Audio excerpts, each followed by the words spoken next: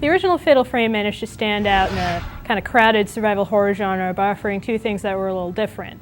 It had a really dark, strong, Japanese mystic atmosphere, and it had a unique gameplay mechanic that centered around using a camera imbued with special powers to dispatch spirits. Fatal Frame 2 doesn't really deviate much from that. It's still got the crazy dark Japanese rituals and the cute little innocent young girls that are getting all kinds of ghosts chasing after them. This year's director's cut version of the game for the Xbox builds upon last year's PS2 release by adding some new gameplay modes that are actually really cool, a new ending, and some more extras. So the story starts off with these twin sisters named Miyu and Mayu. They're running around a forest that they used to play in a lot when they were younger. As they explore, they end up in this village, and apparently there's some kind of legend surrounding this village that it disappeared on the night of a special festival, and anybody that finds their way in can't find their way out. Well, they couldn't find their way out, so they decided that their only choice was to actually go into the village, see what was going on, see if they could find help. So they don't find help, but what they eventually do find is this old camera that can take pictures of things that wouldn't ordinarily be there, and they end up getting caught up in the village's curse and reliving the events that caused the village to fall into disarray. The camera itself is the main thing of Fatal Frame 2, like it was in the first game. It serves a wide range of functions. You can use it to defeat spirits, you can use it to reveal clues, you can unseal doors, you can catch hidden spirits, or you can just use it to take pictures just to have. Being that it's a camera, you're going to need film to take pictures with. Thankfully, this camera in this game, unlike in the first Fatal Frame game, it comes with a preloaded supply of very low grade but inexhaustible film, so if you want to just run around and take pictures of hidden ghosts and save your more powerful film for combat, you can do that. So the camera basically handles just like it did in the previous game. You press a button that causes you to enter a first-person camera view, and then when you're in that view, you can line up stuff to take pictures of in the camera, whether it be hints or damaging spirits or what have you.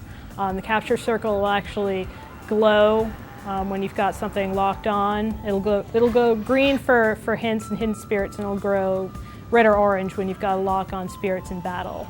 You can actually upgrade the camera via lenses and special items that you'll find while you're running around. So fighting ghosts is the real highlight of the game. It's a lot of fun, and it's where the game really shines. The extra levels of strategy and the timing involved when you're photographing ghosts really makes it really cool. The only problem with it is that the foes that you meet are generally slow-moving and they're pretty predictable. Each spirit has its own attack pattern and it doesn't deviate from it. Things can end up being overly in your favor. However, some of the different modes in the director's cut version of this game help alleviate this problem somewhat. Those modes are the first person or the FPS mode and the survival mode of the game. So the FPS mode is basically just what it sounds like. The original version of Fatal Frame 2, which you can still play in this game, is played through the traditional third-person perspective. The FPS mode actually lets you play the entire game in first-person perspective, like you were looking through Mayu or Miyu's eyes. The controls for this mode take a little bit of adjustment, but they're just as viable as the third-person mode, and even a bit preferable to a degree, because you don't get the dramatic perspective shift when you raise your camera to shoot ghosts, and you don't get the crazy camera angle changes while running that survival horror games like to do. You just get to have the one view.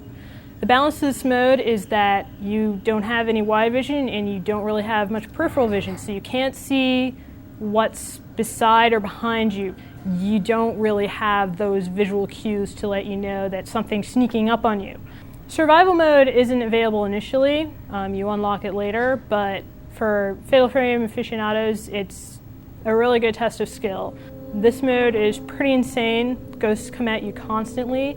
They're one-touch kill, so you're going to have to get through the game without being touched by ghosts who are always after you.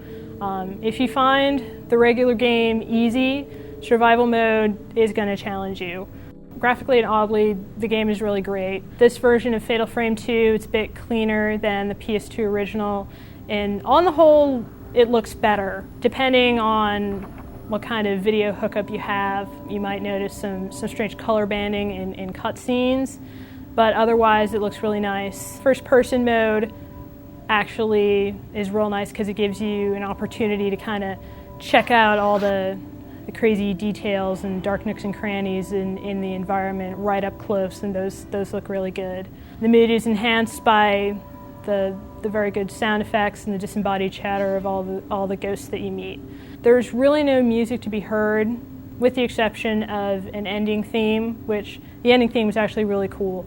But you really don't miss having music, and in fact it's better off that you don't have it, because you really want to hear what the spirits are up to so you can locate them.